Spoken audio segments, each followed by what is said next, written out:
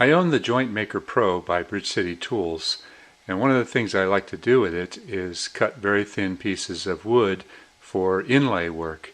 In this particular case, I'm cutting some cross sections and getting somewhat of an oyster shell type of a process. This is a very dry piece of madrone, and you can cut it at different thicknesses.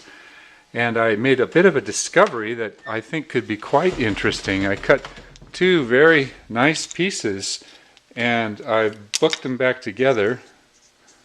A piece of tape is on there. I've got a little bit of glue holding it. And I came up with sort of an owl eye type of an effect here.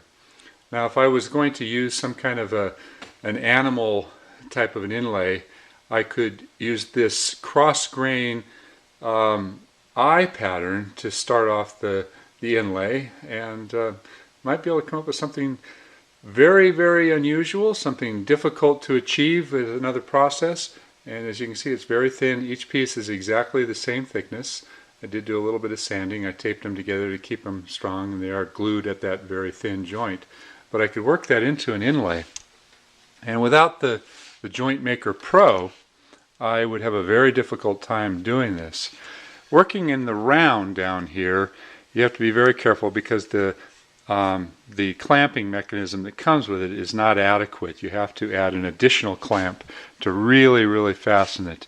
And then you have to increment each piece over, and you can decide the thickness down here and make subsequent cuts. They go quite quickly, and it makes a beautiful type of a grain pattern cutting these on the cross grain.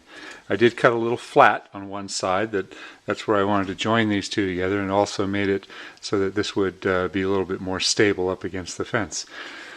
I've done this with the ripping blade as well, and I've come up with some very, very beautiful butterfly type patterns of inlaying two different types of pieces of wood together. And the beauty of it is because there's such a fine, fine kerf here, there's almost no loss between the grain pattern. It's almost like a knife sliced veneer, but the matchup is so precise. Even with a bandsaw, you have a disparity between the loss of the kerf.